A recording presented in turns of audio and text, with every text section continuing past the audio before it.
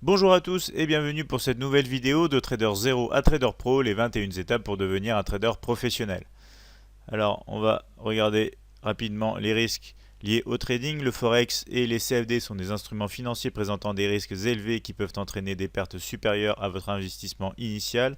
Cette présentation et la vidéo qui l'accompagne sont uniquement destinées à des fins d'information et d'éducation. Alors, je me présente, Jérémy Delsol, analyse de marché pour Admiral Markets et notamment trader pour compte propre. Alors on est toujours dans la partie D, connaissez votre système, c'est le 14e jour, donc la 14e vidéo, intitulée le plan de gestion des trades. Donc dans cette vidéo, on va voir plusieurs choses, on va voir les profit stop, on va voir le scaling out, on va voir le break even, et on va finir avec donc la notion de patience au niveau des objectifs donc sur vos trades. Si vous souhaitez retrouver plus de vidéos et de contenus, je vous invite à nous rejoindre sur notre chaîne YouTube dont vous avez le lien juste ici.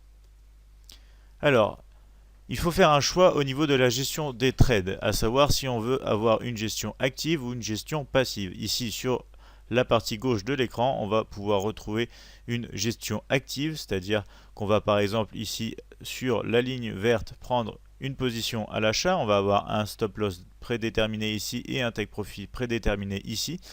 Et pendant l'évolution donc de ce trade, on va décider d'avoir une gestion active donc de ce trade. On va au fur et à mesure que par exemple le prix ici grimpe, qui corrige et puis qui continue donc de monter, on va déplacer tout simplement notre stop loss. On va le mettre au niveau de notre point d'entrée pour ne plus risquer un seul euro sur donc ce trade. On va aussi au fur et à mesure donc de l'évolution du trade, bien évidemment en faveur donc de notre position, on va continuer de monter ce stop loss pour risquer de moins en moins, pour se retrouver au final dans une situation où même si le cours se retourne et donc commence à descendre, on aura généré des profits, donc on aura de moins en moins de risques sur cette position au fur et à mesure qu'on avance en territoire positif. A contrario, si on décide de ne pas faire une gestion active, c'est-à-dire qu'on va être en mode de gestion passive, on va décider donc de paramétrer et d'oublier set and forget en anglais. On va donc toujours de la même manière rentrer en position ici, on va mettre notre stop loss et notre take profit et on laissera le trade évoluer tout seul sans modifier donc l'emplacement du stop loss ou sans donc avoir de soucis de gestion. On va laisser faire tout simplement. Le résultat de ce type de position, ça va être forcément que le stop loss est touché ou que le take profit est touché, mais on n'aura pas donc un trailing stop, on n'aura pas un stop suiveur. On va laisser faire la stratégie avec donc des stops et des take profit prédéterminés et surtout fixes. Alors la gestion d'actifs, on va avoir plusieurs moyens donc de l'utiliser. On va pouvoir déplacer le stop loss comme je l'ai dit dans l'exemple précédent. Si on prend ici par exemple un exemple de position vendeuse, on va rentrer sur ce trait vert, on va avoir notre stop loss juste ici et au fur et à mesure que le cours commence à descendre, on va donc modifier l'emplacement de ce stop loss, on va le descendre juste ici en fonction donc du price action en cours et on va pouvoir ainsi réduire notre risque sera plus faible, ce qui est intéressant au niveau psychologique, mais aussi bien évidemment au niveau des statistiques, puisqu'on va risquer le plus rapidement possible de moins en moins sur nos positions. On pourra aussi déplacer le stop loss pour clôturer en profit. Si par exemple donc notre stop loss est déplacé sur le niveau ici orange et que le cours retrace au-dessus, on sortira de position en profit, mais on sortira avec ce stop loss. On pourra notamment aussi déplacer, comme vous pouvez le voir ici sur la partie inférieure donc de ce slide, on pourra déplacer les take profits. Si je prends l'exemple par exemple de cette position, donc on va rentrer en position ici, on va avoir un stop loss ici, notre take profit original se trouve ici, et on pourrait au cours donc de la position décider de rabaisser notre take profit pour augmenter nos chances de succès, pour avoir plus de chances de finir cette position en profit qu'en perte, et du coup ça va être une des possibilités que vous aurez donc dans cette gestion active.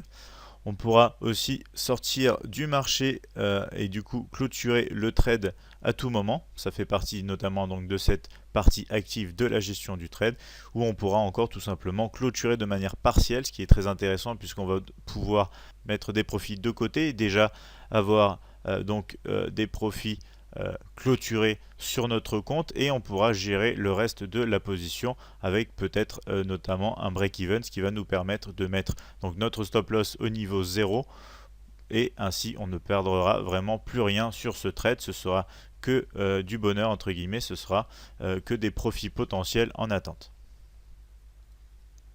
Alors la gestion passive, a contrario, c'est tout simplement l'absence de modification au niveau des paramètres donc de la position. Une fois qu'elle est en cours, on va avoir le stop loss et le take profit, comme je vous l'ai dit précédemment, déterminés. Ils ne vont pas bouger du début à la fin de cette position et on verra le résultat soit négatif, soit positif, tout simplement en laissant faire le trade. Alors les avantages et les inconvénients, du côté de la gestion active, on va avoir plus de contrôle et plus de précision. Ça va en revanche nous demander du temps, c'est relativement intense et il faut savoir au niveau de la psychologie pouvoir gérer ce type d'approche.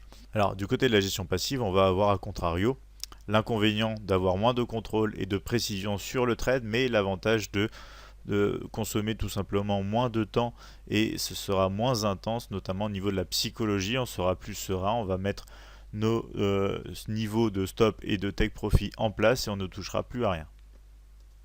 Alors la meilleure approche, ça va quand même rester de commencer par la gestion passive, notamment si vous êtes un trader débutant. Ça va vous permettre donc de pouvoir mettre en place et en pratique donc les connaissances que vous allez acquérir en trading de la manière la plus simple possible. Vous pourrez donc ensuite par la suite tester et mesurer donc les performances en fonction de certains changements, répéter ce processus, mais surtout ne jamais changer donc la gestion, votre approche de cette gestion entre la gestion active et la gestion passive, ne jamais la changer pendant un trade. Quand vous avez choisi donc votre approche, il faut pendant les trades ouverts, surtout pendant ces trades ouverts, il faut absolument que vous ne changiez rien à votre approche. Alors, il y a aussi la possibilité d'avoir une gestion équilibrée, ce qui est très utilisé par les professionnels. On va commencer avec donc la phase numéro 1. Donc on rentre en position ici. Vous allez voir qu'on a un stop loss donc un peu au-dessus. On va avoir donc notre point d'entrée au niveau du point vert.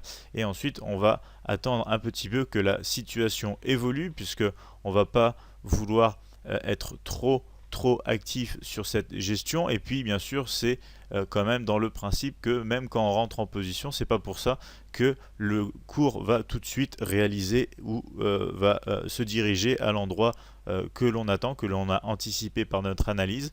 Donc il va falloir laisser du temps au trade donc d'évoluer. C'est pour ça qu'ici on peut retrouver donc sur le graphique en haut à droite ce schéma. En fait ici on va avoir le début du trade avec le niveau de patience qui est le plus élevé, puisqu'on prend position parce qu'on a anticipé un mouvement, mais il faut bien évidemment attendre donc que ce mouvement se mette en route et se lance. Donc on va avoir une patience relativement élevée.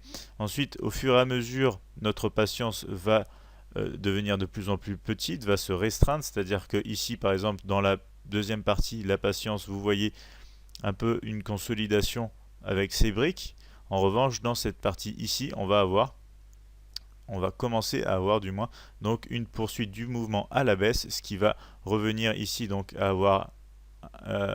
avoir une gestion un peu plus serrée, puisqu'on va commencer à pouvoir bouger notre stop loss, le mettre au-dessus des derniers points hauts ici pour pouvoir commencer à risquer de moins en moins sur notre trade.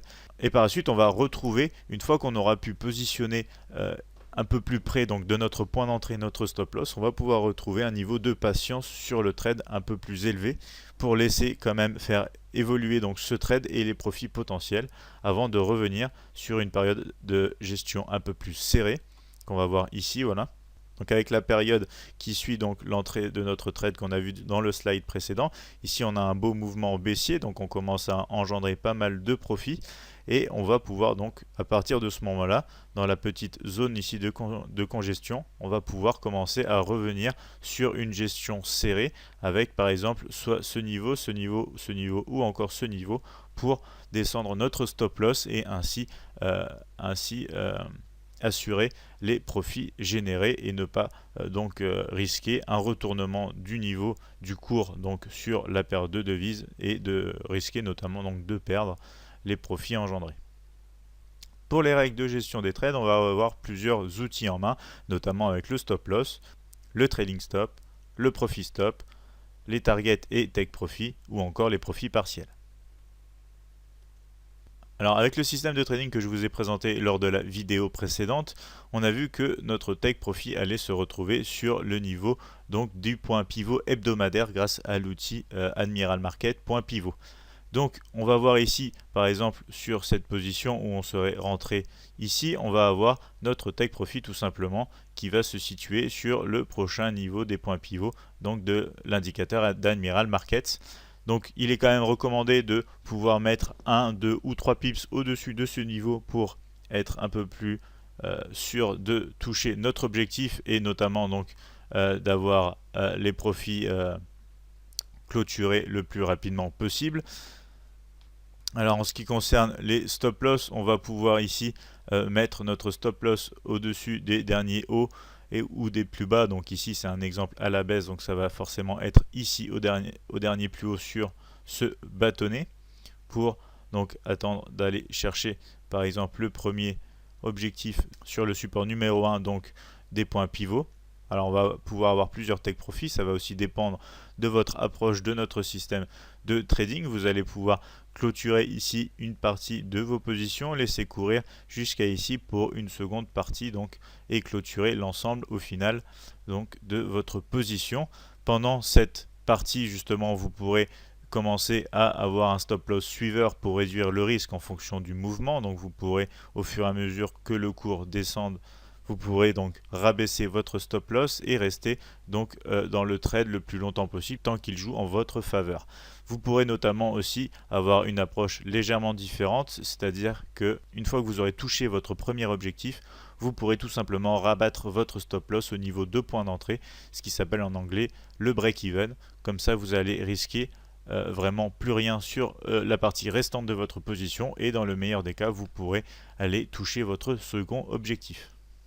Donc sinon pour les stop profit, vous pouvez donc soit les mettre en break-even, vous pouvez sinon en revanche faire du trading stop qui revient la plupart du temps quand même à avoir un nombre automatique de pips qui va suivre l'évolution du prix ou encore le déplacer comme vous le voyez ici à l'écran de manière manuelle, c'est-à-dire en utilisant les swings, c'est-à-dire les mouvements d'impulsion de correction du marché pour pouvoir justement le déplacer. Ici vous voyez par exemple une hausse du prix, on a une période ici relative de mini range avant de pouvoir poursuivre. Et bien, une fois qu'on aura cassé par exemple le haut de ce mini range, vous pourrez tout simplement mettre votre stop loss en dessous et pouvoir en faire de même au prochain niveau, par exemple ici avec un stop loss qui remonte jusqu'ici pour aller chercher un maximum de profit de la manière la plus safe possible, de la manière la plus prudente possible.